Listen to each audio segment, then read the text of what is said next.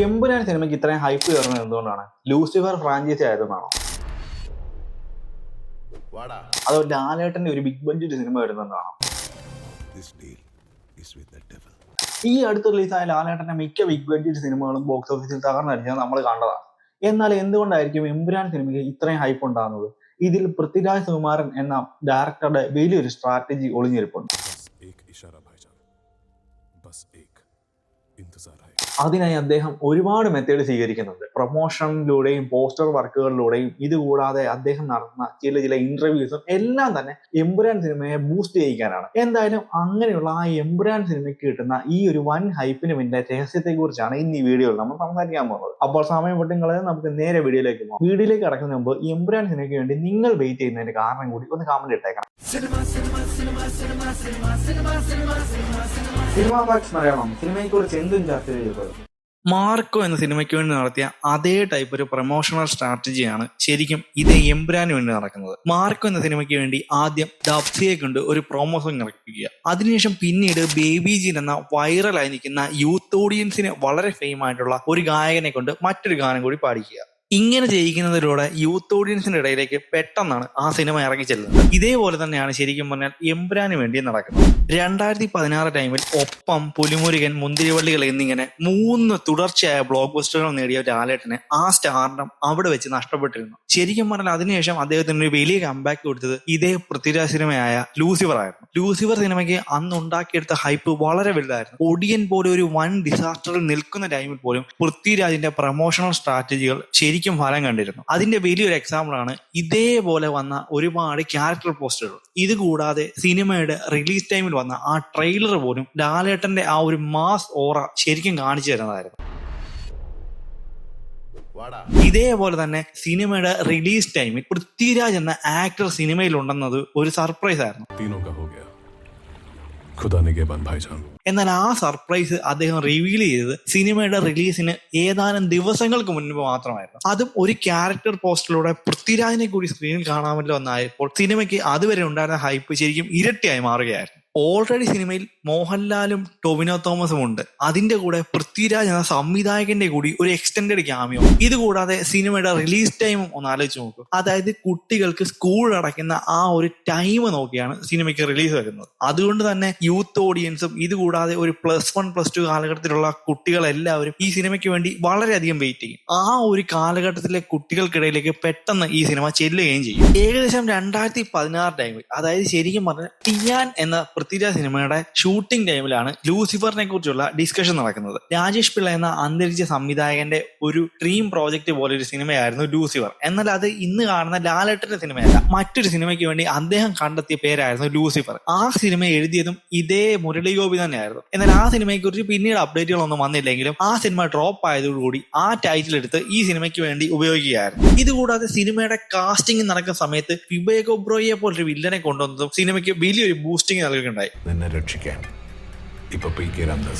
കാരണം ആ സമയത്ത് മലയാള സിനിമയിൽ അധികം അന്യഭാഷാ വില്ലന്മാർ വരാത്തൊരു കാലഘട്ടമായിരുന്നു. ഏകദേശം ഇപ്പോഴത്തേതിനേക്കാൾ ഒരു 7 വർഷം മുന്നെയാണ് ഈ കാര്യങ്ങൾ നടക്കുന്നത്. അതും പോരാഞ്ഞ് കമ്പനി എന്നൊരു ഹിന്ദി സിനിമയിൽ വിവേക് ഒബ്രോയുടെ സഹനടനായി അഭിനയിച്ച താരമായിരുന്നു നമ്മുടെ ലാലേട്ടൻ. അങ്ങനെയുള്ള ലാലേട്ടന്റെ സിനിമയിലേക്ക് അതേ വിവേക് ഒബ്രോയ് വില്ലനായി വരുന്നത് കൊണ്ട് തന്നെ വലിയ ഹൈപ്പ് ആ സമയത്ത് ഉണ്ടാക്കാൻ സാധിച്ചു. ഇതുകൂടാതെ അതുവരെ ഉണ്ടായിരുന്ന മലയാള സിനിമകളിലെ ഏറ്റവും അധികം fan show, first day collection റെക്കോർഡുകൾ, ഇതുകൂടാതെ ഹൈപ്പ്, പ്രൊമോഷൻ, ഇതെല്ലാം ലൂസിഫർ എന്ന സിനിമയ്ക്ക് ഉണ്ടായിരുന്നു. ഇതിന്റെ എല്ലാം മെയിൻ റീസൺ പൃഥ്വിരാജിന്റെ പ്രൊമോഷണൽ സ്ട്രാറ്റജി ആയിരുന്നു. ഈ സിനിമയ്ക്ക് തൊട്ട് മുന്നേ വന്ന ഒടിയൻ എന്ന സിനിമയ്ക്ക് വേണ്ടി ശ്രീകുമാർ മേനോൻ നടത്തിയതുപോലെയുള്ള പ്രൊമോഷൻ അല്ല ഒരിക്കലും ലൂസിഫറിന് വേണ്ടി പൃഥ്വിരാജ് നടത്തിയത്. പൃഥ്വിരാജിന്റെ വെൽ പ്ലാൻഡ് ആയ, വെൽ എക്സിക്യൂട്ടഡ് ആയ ഒരു പമ്പൻ പ്രൊമോഷണൽ പരിപാടിയായിരുന്നു പൃഥ്വിരാജ് എന്ന് നടത്തിയത്. സോഷ്യൽ മീഡിയയിലടക്കം മലയാള സിനിമയിലെ എല്ലാവിധ സൂപ്പർ സ്റ്റാർസിനെ കൊണ്ടും പോസ്റ്റർ ഷെയർ ചെയ്യുക. ഇതുകൂടാതെ ഇത്രയധികം വൈറൽ ആവാതെ നിൽക്കുന്ന സോഷ്യൽ മീഡിയ, അതായത് ശരിക്കും പറയാൻ ഒരു 6-7 കൊല്ലം മുന്നേ ഇത്രത്തോളം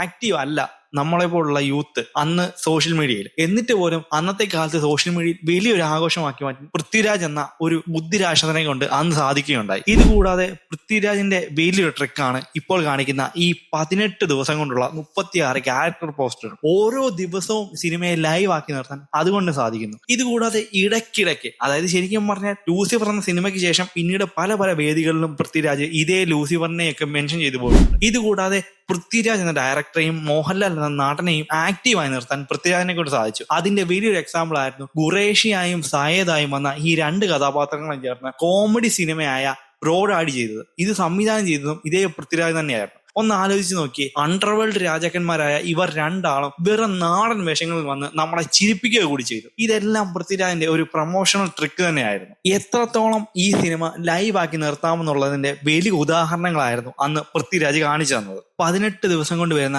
ഈ 36 പോസ്റ്ററുകളിൽ ഓരോ ദിവസവും നമ്മൾ അടുത്തതെന്ത് എന്ന് ആലോചിച്ചുകൊണ്ടേയിരിക്കും. ഇതുകൂടാതെ ഇപ്പോൾ ഓരോരോ പോസ്റ്ററുകളിൽ വരുന്ന ഹോളിവുഡ് താരങ്ങൾക്ക് പോലും വലിയ വലിയ ഫാൻ ബേസ് ഉണ്ടാക്കിയെടുക്കാൻ പൃഥ്വിരാജിനെ കൊണ്ട് സാധിക്കുന്നുണ്ട്. ബറോസ് എന്ന ലാലേട്ടന്റെ ഡ്രീം പ്രോജക്റ്റ് ആയ സിനിമ ഒരു വൻ ഡിസാസ്റ്ററായി മാറിയത് പോലും ഒരുപക്ഷെ ഇപ്പോഴുള്ള ലാലേട്ടൻ ആരാധകർ മൈൻഡ് പോലും ചെയ്യുന്നില്ല എന്നതും ഇതേ ലൂസിഫർ എന്ന സിനിമയ്ക്ക് ഉണ്ടാക്കുന്ന ഓളം വളരെ വലുതാണ്. ഇങ്ങനെ പറയുമ്പോൾ നമുക്ക് മറ്റൊരു കാര്യം കൂടി ഓർമ്മയിലേക്ക് വരും. അതായത് വാരിസ് എന്ന സിനിമ ഫാൻസിന് ഇഷ്ടപ്പെടുന്ന രീതിയിലേ അല്ല അന്ന് റിലീസിന് വന്നതും അതിന്റെ ബോക്സ് ഓഫീസ് പ്രകടനവും. എന്നിട്ട് പോലും ആ സിനിമ ഫ്ലോപ്പ് ആയതോ അല്ലെങ്കിൽ ആവറേജ് വിജയത്തിലായി പോയതോ പോലും ഫാൻസ് മൈൻഡ് ചെയ്തില്ല. അതിന് കാരണം തൊട്ടടുത്തായി വരാനിരുന്ന സിനിമ ലിയോ ആയിരുന്നു എന്നതായിരുന്നു. അതായത് ലോകേഷിനെ പോലെ ഒരു ഡയറക്ടറിന്റെ കൂടെ വിജയിപ്പടം വരുന്നുണ്ടെങ്കിൽ അതിന് തൊട്ട് മുന്നത്തെ പടത്തിന്റെ റിസൾട്ട് എന്തായാലും അവർക്ക് വിഷയമില്ല. അതുപോലെ തന്നെയായിരുന്നു റീസെന്റ് ആയി റിലീസായ ബറോ സിനിമയ്ക്ക് എന്ത് റിസൾട്ട് ഉണ്ടായാലും ഇനി വരാനിരിക്കുന്ന എമ്പുരാൻ വൻ വിജയമാവുമെന്ന് ഉറപ്പായും ഫാൻസിനെ ബോധിപ്പിക്കുകയാണ് പൃഥ്വിരാജ് ഓരോരോ പ്രൊമോഷൻ ട്രിക്കുകളിലൂടെ. ഇതേപോലെ തന്നെ ഈ അടുത്ത് ഒരു പ്രൊമോഷൻ പരിപാടിയിൽ വെച്ച് ആന്റണി പെരുമ്പാവൂർ പറയുകയുണ്ടായി, ഈ എമ്പുരാൻ എന്ന സിനിമയുടെ റിലീസിന് തൊട്ട് മുന്നേ എങ്ങനെയെങ്കിലും ലൂസിഫർ എന്ന സിനിമയും ഒന്ന് റീ റിലീസ് ചെയ്യണം. തിയേറ്ററിൽ 2 ആഴ്ച എല്ലാവരും വന്നൊന്ന് കണ്ട് അത് കഴിഞ്ഞിട്ട് റിലീസ് ചെയ്യണം എന്നുള്ളൊരു ആഗ്രഹം മനസ്സിലുണ്ട്. ഇതും വളരെ വലിയൊരു പ്രൊമോഷൻ ട്രിക്കാണ്. കാരണം ലൂസിഫർ പോലൊരു സിനിമ വീണ്ടും വന്ന് കാണുകയാണെങ്കിൽ അതിന്റെ ഒരു എഫക്റ്റ് കൂടി നമുക്ക് എമ്പുരാൻ സിനിമ കാണുമ്പോൾ ഉണ്ടാവും. ഇതുകൂടാതെ ഇപ്പോൾ ഈ അടുത്ത് വന്ന ടീസറിൽ പോലും ലൂസിഫറിനെ ഓർമ്മിപ്പിക്കുന്ന അതേ ഡയലോഗുകളൊക്കെ തന്നെയായിരുന്നു വീണ്ടും കാണിച്ചത്. എന്തിനേറെ പറയുന്നു, ഗോഡ് ഫാദർ എന്ന ലൂസിഫർ സിനിമയുടെ റീമേക്ക് സംവിധാനം ചെയ്യാൻ ചിരഞ്ജീവി ആദ്യം സമീപിച്ചത് പോലും ഇതേ പൃഥ്വിരാജിനെ ആയിരുന്നു. എന്നാൽ പൃഥ്വിരാജിനെ എന്തൊക്കെ കാരണങ്ങൾ കൊണ്ട് അത് സാധിക്കാതെ വരികയും ചെയ്തു. എന്നാലും പൃഥ്വിരാജ് ചെയ്യാഞ്ഞത് വളരെ നന്നായി എന്ന് പിന്നീട് ആ സിനിമ കാണുമ്പോൾ തന്നെ നമുക്ക് മനസ്സിലാവും. പൃഥ്വിരാജ് ആദ്യമായല്ല ഒരു സിനിമ സംവിധാനം ചെയ്തത്. ശരിക്കും പറഞ്ഞാൽ അദ്ദേഹത്തിന്റെ പല പഴയ സിനിമകളിലും അദ്ദേഹത്തിന്റെ ഒരു സ്റ്റൈലിഷ് മേക്കിംഗ് വന്നിട്ടുണ്ട്. ഉദാഹരണത്തിന് നയൻ, രണം, ടിയാൻ, സപ്തമസി തസ്കര, സെവൻത് ഡേ പോലെയുള്ള സിനിമകളൊക്കെ ഒരു പൃഥ്വിരാജ് ടച്ചുള്ള സിനിമകളാണ്. ശരിക്കും പറഞ്ഞാൽ അതേപോലെ ടൈപ്പുള്ള ഒരു മേക്കിംഗ് ആണ് ലൂസിഫറിനും കണ്ടത്. അതുകൊണ്ട് തന്നെ നമുക്ക് ലൂസിഫർ എന്ന സിനിമയുടെ സെക്കൻഡ് ഇൻസ്റ്റാൾമെന്റ് ആയ L2 എന്ന ഈ സിനിമയിലും ഒരുപാട് അത്ഭുതങ്ങൾ പ്രതീക്ഷിക്കാം. എമ്പുരാൻ സിനിമയ്ക്ക് ഉണ്ടാകുന്ന ഈ ഭീകര ഹൈപ്പിനെ കുറിച്ചാണ് ഇന്ന് ഈ വീഡിയോയിലൂടെ നമ്മൾ സംസാരിച്ചത്. ഇതുപോലുള്ള ഇൻഫോർമേറ്റീവ് സിനിമ വീഡിയോസ് നിങ്ങൾക്ക് ഇഷ്ടമാണെങ്കിൽ മറക്കാതെ ഈ പേജും ചാനലും ഒന്ന് ഫോളോ ചെയ്തേക്കണേ. അപ്പോൾ അടുത്തൊരു വീഡിയോയിൽ കാണാം. അതുവരെയും ബൈ.